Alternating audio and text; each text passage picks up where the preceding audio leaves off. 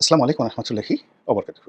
সম্মানিত দর্শক, ইরান এবং ইসরায়েলের যে যুদ্ধের ভয়াবহতা এবং এই যুদ্ধে যাবৎকালে ইরানের যে ক্ষয়ক্ষতি হয়েছে, একই সঙ্গে ইসরায়েলেরও ক্ষয়ক্ষতি হয়েছে এবং আমরা বাংলাদেশ থেকে যে তথ্য এবং উপাত্ত পাচ্ছি, সেই উপাত্তের উপর ভিত্তি করে আমাদের এখানকার আবেগ, আমাদের জনগণের বিবেক এবং আমাদের এখানকার যে রাজনীতির ময়দান, তার সঙ্গে সঙ্গে ভারত, পাকিস্তান, মায়ানমার এই ৩ টি রাষ্ট্রের সঙ্গে আমাদের যে সম্পর্ক, তার প্রেক্ষিতে বাংলাদেশে যে সকল দল রাজনীতি করছে, যারা রাষ্ট্র ক্ষমতায় আছে এবং যারা রাষ্ট্র ক্ষমতা থেকে বিতাড়িত হচ্ছে, তাদের মধ্যে রীতিমতো একটা যুদ্ধ শুরু হয়ে গেছে মনোজগতে। এবং যেটা এই শিরোনামে ব্যবহার করছি, সেটি হলো যে যদি স্বাভাবিকভাবে ধরে নেওয়া হয়, তাহলে ইরানের পরাজয় অনিবার্য। আর যদি ইরান বিজয়ী হয়ে যায়, তাহলে এটি তকদির কা সাওয়ালে হ্যায়। এটা আল্লাহর একটা বিরাট কুদরত এবং আমাদের বেশিরভাগ মানুষ এই কুদরতের উপর ভরসা করছে। আমরা যখন রেডিও তেহরানের কোনো ভাষণ শুনছি, ইরানের বার্তা সংস্থার কোনো খবর দেখছি, আল জাজিরার কোনো খবর দেখছি, কোনো ভিডিও ফুটেজ দেখছি, সঙ্গে সঙ্গে আনন্দের বন্যা বয়ে যাচ্ছে। তেল আবিব শহরের কোনো ধ্বংসযজ্ঞ কিংবা সেই ইসরায়েলের হাইফা বন্দরের কোনো ধ্বংসযজ্ঞ বা একটা ছোট ড্রোন, ইসরায়েলি ড্রোন ভূপাতিত করা হয়েছে, এরকম কোনো দৃশ্য দেখার সঙ্গে সঙ্গে আমরা আবেগতাড়িত হয়ে যে যার মতো করে সুবহানাল্লাহ, আলহামদুলিল্লাহ, আল্লাহু আকবার বলে ইরানের বিজয় কামনায় একেবারে উন্মত্ত হয়ে পড়েছি এবং এটা যথাযথ। এটা মুসলিম উম্মাহ একজন সদস্য হিসেবে এরকম একটা আবেগ বা অনুভূতি হওয়াটাই স্বাভাবিক। ফলে আমাদের দেশের যারা আমজনতা, তারা কে শিয়া, কে সুন্নি কিংবা কে খামেনি, কে ইরান, এটা কোনো বিষয় না। যুদ্ধটা হলো ইহুদিদের সঙ্গে মুসলমানদের। যুদ্ধটা হলো ইসরায়েলের সঙ্গে ইরানের। এবং সেই ইসরায়েল সেই গত ৭০-৮০ বছর ধরে, আরও বেশি সময় ধরে যেভাবে প্যালেস্টাইনের উপর নির্যাতন চালাচ্ছে, যেভাবে আরবের মুসলমানদের উপর নির্যাতন চালাচ্ছে এবং তাদের ঔদ্ধত্য এবং অহংকার সারা পৃথিবীর মুসলমানদেরকে বিক্ষুব্ধ করে তুলেছে এবং সেই দিক থেকে বাংলাদেশের সংখ্যাগরিষ্ঠ যারা মুসলমান, তারা তাদের আবেগ ইরানের পক্ষে থাকবে, এটাই স্বাভাবিক। কিন্তু আমাদের এই দেশের আলেম ওলামাদের একটা বিরাট অংশ, যারা অর্গানাইজড এবং শক্তিশালী, অবাক করার বিষয় হলো তারা ইরানকে সমর্থন জানাচ্ছেন না এবং তারা ইসরায়েলকে গালাগাল দিচ্ছেন না।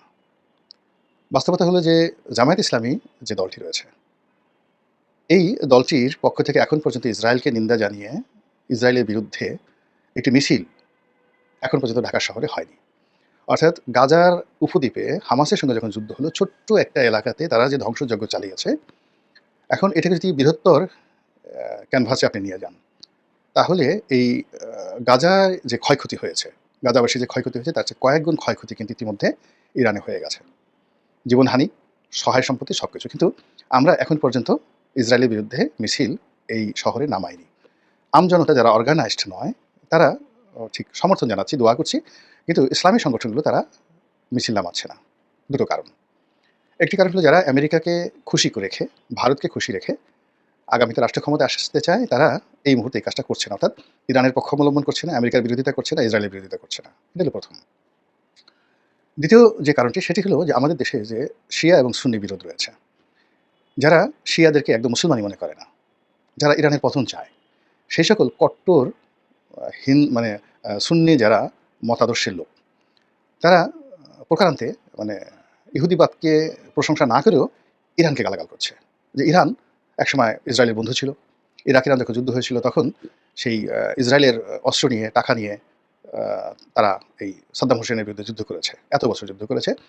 এই ইরান একসময় আমেরিকার বন্ধু ছিল, এদের ভুল পাল্টাতে দেরি লাগে না, এরা যেকোনো কাজ করতে পারে। এই বলে তাদেরকে কিন্তু আমাদের দেশের যারা অর্গানাইজড কট্টরপন্থী সুন্নি, তারা যাকে বলা হয় সমালোচনা করছেন। অন্যদিকে যেটা হচ্ছে যে এখন যারা রাষ্ট্র ক্ষমতায় আছেন, তারা তো সবাই প্রো আমেরিকান। কাজেই তারা আমেরিকা, ইহুদিবাদ বা ইসরায়েল, এদেরকে সমালোচনা করবেন না। এটা স্বাভাবিক একটা বিষয়। তার সঙ্গে সঙ্গে আবার আগামীতে যারা ক্ষমতায় আসবেন, তারাও করবেন না।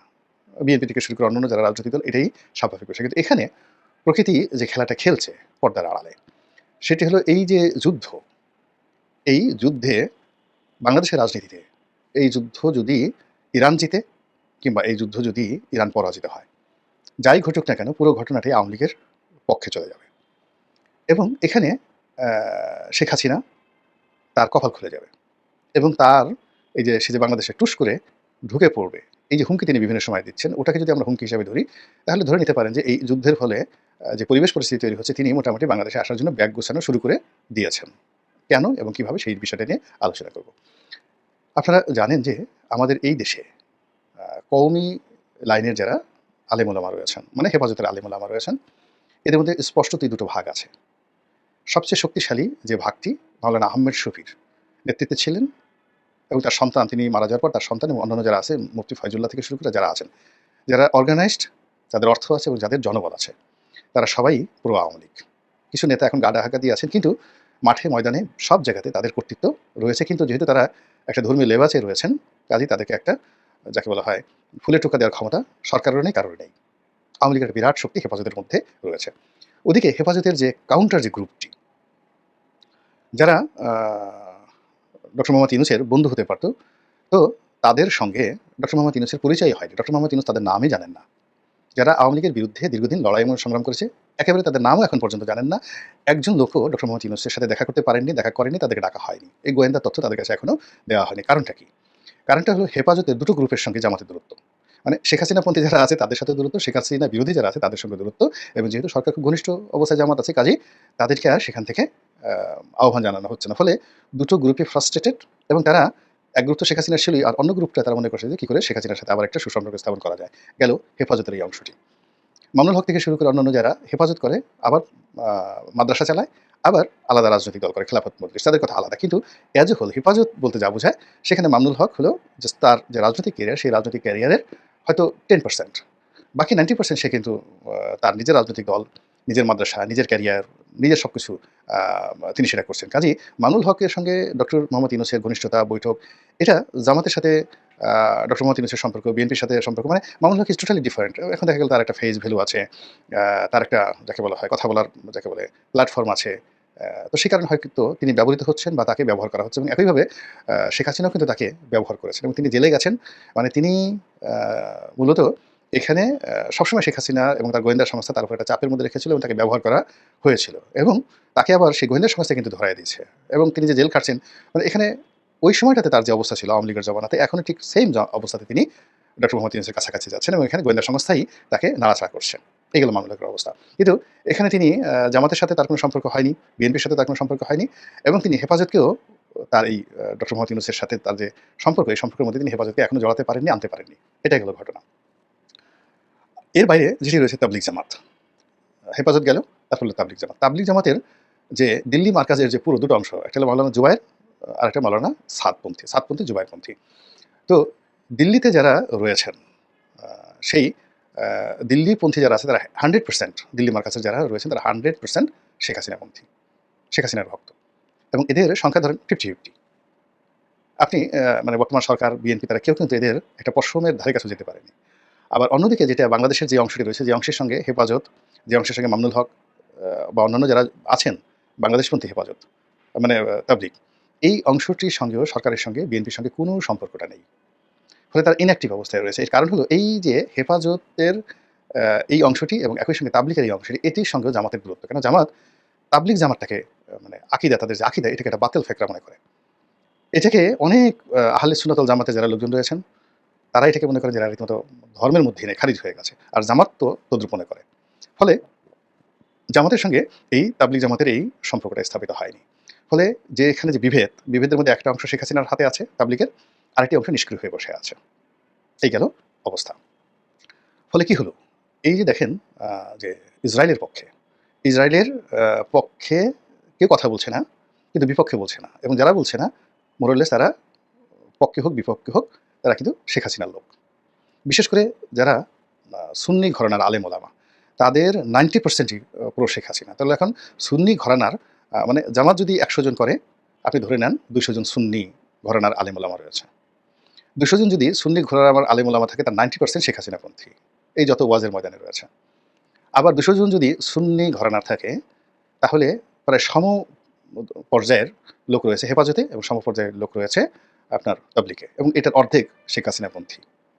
তো কাজেই এই যে আলেম ওলামা, মানে গত 15 বছর ধরে শেখ হাসিনার যে ডিপ্লোম্যাসি, সেই ডিপ্লোম্যাসিতে ইসলামাইজেশনের ক্ষেত্রে, ইসলামী দলগুলোকে নিয়ন্ত্রণ করার ক্ষেত্রে তার যে বুৎপত্তি এবং তার যে কৌশল, সেই কৌশলটা এই মুহূর্তে কীভাবে একটা পরমাণু বোমা হয়ে রাজনীতিতে ঘুমন্ত অবস্থায় আছে, আগ্নেয়গিরি হিসেবে আছে, আপনি বোঝার চেষ্টা করেন। তো সেখানে যদি ইরানের পতন হয়, ইসরায়েলের জয়লাভ হয়, অথবা এই যুদ্ধ দীর্ঘায়িত হয়, তাহলে পুরো পরিস্থিতি কি হতে পারে? শেখ হাসিনার পক্ষে যাবে না ডক্টর মোহাম্মদ ইউনূসের পক্ষে যাবে? ডক্টর মোহাম্মদ ইউনূসের ওখানে দেখেন ডোনাল্ড ট্রাম্প জিতে গেল, ইসরায়েল জিতে গেল। কিন্তু সেটা নিয়ে তো উল্লাস করার জন্য যারা নামবে বা যারা মাঠ দখল করতে নামবে তারা তো শেখ হাসিনার লোক, তারা তো বিএনপির লোক নয়, জামাতের লোক নয়, কেউ কারো লোক নয়। এরকম একটি অবস্থা। তো কাজেই এই যে ইরান এবং ইসরায়েল যে যুদ্ধ চলছে এটা যদি প্রলম্বিত হয় তবুও এটা আওয়ামী লীগের জন্য ভালো। আর এখানে যদি ইরান পরাজিত হয় সেটাও আওয়ামী লীগের জন্য একটা বিরাট অপরচুনিটি তৈরি করে দেবে, ভারতের কর্তৃত্ব মারাত্মকভাবে বাড়িয়ে দেবে এবং পাকিস্তানপন্থী যে রাজনীতি, চীনপন্থী যে রাজনীতিটা এই মুহূর্তে একেবারে থমকে যাবে। ইরানের পরাজয়ের সঙ্গে সঙ্গে বাংলাদেশে চীনের কর্তৃত্ব অনেক অনেক কমে যাবে, অনেক অনেক কমে যাবে। রাশিয়ার কর্তৃত্ব কমে যাবে। রাশিয়া, এমনকি রাশিয়া যদি ভেঙে যায়, মানে ইরান পরাজিত হওয়ার সঙ্গে সঙ্গে ইউক্রেন যুদ্ধে রাশিয়ার পরাজয় হবে, সঙ্গে সঙ্গে পরাজয় হবে। আবার যদি ইরান জিতে যায় তাহলে ইউক্রেন যুদ্ধে পুরো ইউক্রেন সে দখল করে নিতে পারবে। মানে এই যে যে একটা সমীকরণ, সেই সমীকরণকে কেন্দ্র করে মোসাদ এবং তাদের যারা এজেন্ট রয়েছে তাদের সঙ্গে আওয়ামী লীগের ভালো সম্পর্ক। আবার বলি, মোসাদ এবং আর আওয়ামী লীগের যারা নেতৃত্ব রয়েছে তাদের মধ্যে কোনো দূরত্ব নেই। আর যারা এই দুটো সংস্থার যারা সাব এজেন্ট, তারা বিএনপির মধ্যে ঢুকে আছে বিএনপিকে সর্বনাশ করার জন্য। তারা ডক্টর মোহাম্মদ ইউনূসের সঙ্গে আছেন ডক্টর মোহাম্মদ ইউনূসকে সর্বনাশ করার জন্য। তারা জামাতের সঙ্গে আছেন জামাতকে সর্বনাশ করার জন্য। এবং মোসাদ কখনো আওয়ামী লীগের বাইরে অন্য কাউকে ফিল্ড দেবে না। এবং এই যে একটা হ্যাফহ্যাজার্ড অবস্থা, এই হ্যাফহ্যাজার্ড অবস্থার মধ্যে আপনি দেখেন যে আপনি কোথাও কানেক্টিভিটি তৈরি করতে পারছেন না। ২৪ ঘন্টার জন্য কোথাও একটা শান্তিপূর্ণ অবস্থান তৈরি করতে পারছেন না। সরকারের কোনো একটা কমান্ড কাজ করছে না। সব জায়গাতেই ভৃঙ্গি লেগে যাচ্ছে, প্যাঁচ লেগে যাচ্ছে। এর অর্থ যে গুরুত্বপূর্ণ যে জায়গাগুলো সেই জায়গাগুলোতে এমন কেউ নিয়ন্ত্রণ করছে যে নিয়ন্ত্রণের ক্ষমতা অনেক অনেক বেশি। আপনি চিন্তা করেন মোসাদ ইরানের মাটিতে হাজার হাজার লোক নিয়োগ করে সেই ইরানের মাটিতে তারা ক্ষুদ্র ক্ষুদ্র ড্রোন সেট করে সেই ড্রোনের মাধ্যমে একজন গুরুত্বপূর্ণ general, major general, brigadier general, বিজ্ঞানী, এইভাবে ইতিমধ্যে কয়েকশো, মানে আমাদের শহীদ বুদ্ধিজীবী হত্যা যেভাবে হয়েছিল বাংলাদেশে ঠিক সেইভাবে তারা ইন্টেলেকচুয়াল লেভেলে ফার্স্ট স্টেজে ২৪ ঘন্টার মধ্যে তারা এই কয়েকশো ইন্টেলেকচুয়াল, যাদের মধ্যে পরমাণু বিজ্ঞানী, চিকিৎসা বিজ্ঞানী, military expert, military genius, in command এবং নন ইন কমান্ড, সেই জিনিসটা শেষ করে দিয়েছে। এবং সেই মোসাদের এই কাজে র ইরানে বিরাট গুরুত্বপূর্ণ ভূমিকা পালন করেছে। এখন যত লোক ধরা পড়ছে ইরানের সব ভারতীয় লোকজন। আপনারা জানেন যে ভারতের যে আদানি গ্রুপ, তারা হাইফা বন্দর পরিচালনা করে এবং ইরানেরও একটা বন্দর তারা পরিচালনা করে। তারা ইরানে বিরাট তাদের ইনভেস্টমেন্ট রয়েছে ভারতের, এবং ইসরায়েলও তাদের ইনভেস্টমেন্ট রয়েছে। এবং এখানে যে কাজটি করেছে সেটা হলো কাউন্টার, মানে এখানে ইরানকে প্রবোধ দিয়েছে। হয়তো দেখা গেল যে মোসাদের 10টা গুরুত্বপূর্ণ তথ্য তারা দিয়েছে ইসরায়েলের তাদের বিশ্বস্ততা অর্জন করার জন্য, কিন্তু এইটার সুযোগে ইরানের সেই যাকে বলা হয় 100টা গুরুত্বপূর্ণ তথ্য মোসাদকে দিয়ে দিয়েছে। আপনারা জানেন যে এই সময়টাতে ইরানের সাথে ভারতের অসাধারণ ব্যবসা চলছে, তেল বেচা কেনা এবং অন্যান্য ক্ষেত্রে। কিন্তু তাদের দেহ যদি ইরানে থাকে কিন্তু মন রয়ে গেছে ইসরায়েলে। একই অবস্থা এখানকার রাজনীতিতে। মোসাদ এবং র জয়েন্টলি বাংলাদেশে কাজ করছে দীর্ঘদিন ধরে, এবং তারা যে উদ্দেশ্য নিয়ে কাজ করছে সেই উদ্দেশ্যটি আমাদের দেশে যারা রাজনীতিবিদ খুব অল্প সংখ্যক লোক সেটা কাউন্ট করছে। এমনকি যারা আমাদের দেশে মিলিটারি এক্সপার্ট রয়েছে তারা অনেকে বুঝছেন কিন্তু বলতে পারছেন না, আবার অনেকে যারা বলছেন তারা বুঝছেন না। আমি এই যে সমস্ত যারা সিকিউরিটি এক্সপার্টদের বক্তব্য শুনে আমার কাছে মনে হচ্ছে যে তারা এই বিষয়গুলো এইভাবে অনুধাবন করতে পারেনি বা বলতে পারেনি যে এই গোয়েন্দাগিরির সঙ্গে কৌশলগত মিলিটারির যে বিষয়, এটা কতটা সামরিক বিষয় দিয়ে জড়িত, এই গোয়েন্দাগিরির সঙ্গে কতটা রাজনীতি জড়িত, এই গোয়েন্দাগিরির সঙ্গে কতটা অর্থনীতি জড়িত, এই গোয়েন্দাগিরির সঙ্গে কতটা ভূতাত্ত্বিক বিষয় দিয়ে জড়িত, এবং এই গোয়েন্দাগিরির সঙ্গে আগামী 100 বছর রাজনীতি কীভাবে জড়িত, এই বিষয়গুলো নিয়ে আমাদের যে রিসার্চ করা দরকার, রিসার্চ সেন্টার দরকার, এটা কোনো রাজনৈতিক দলের নেই, আমাদের রাষ্ট্রের নেই, আমাদের গোয়েন্দা সংস্থা নেই। আমাদের তো গোয়েন্দা সংস্থাগুলো হলো বিরোধী পক্ষকে অপদস্থ করা, মানে সরকারের পক্ষে বিরোধী দলকে নজরদারি করা আর বিরোধী দলের লোকদেরকে শেষ করে দেওয়া। কিন্তু এই যে বিষয়গুলো অ্যানালাইসিস করা দরকার, এই অ্যানালাইসিস করার মতো আমাদের গোয়েন্দা সংস্থাগুলো আমি অন্তত পক্ষে দেখিনি। আমি এটা দায়িত্ব নিয়ে বলছি, যেহেতু আমি রাষ্ট্র ক্ষমতায় 5টা বছর একেবারে সরকারের গুরুত্বপূর্ণ জায়গাতে ছিলাম। তো আমি কখনো ডিজিএফআই অফিসে, এনএসআই অফিসে কিংবা মিলিটারি হেডকোয়ার্টারে আরেকটা মিলিটারি উইংস আছে সেখানে, কিংবা সরকারের যে সমস্ত গুরুত্বপূর্ণ যে জায়গা আছে সেই জায়গাগুলোতে কখনো এই জিনিসগুলো আলোচনা হতে দেখিনি। ফলে কি হচ্ছে, এই সময়টাতে যে ভয়ঙ্কর খেলাধুলা হচ্ছে, সেই খেলাধুলায় আমরা হয়তো এমন কোনো কিছুই আশা করছি না, ভাবছি না, কিন্তু সেরকম একটা পরিবেশ পরিস্থিতি তৈরি হওয়ার জন্য কিন্তু মানে যাকে বলা হয় রীতিমতো অনেকের ব্যাগ গুছানো শুরু হয়ে গেছে, কেউ ঢোকার জন্য, কেউ দৌড়ানোর জন্য। আল্লাহ আমাদের সবাইকে হেদায়েত দান করুন এবং হেফাজত করুন। আসসালামু আলাইকুম ওয়া রাহমাতুল্লাহি ওয়া বারাকাতুহু।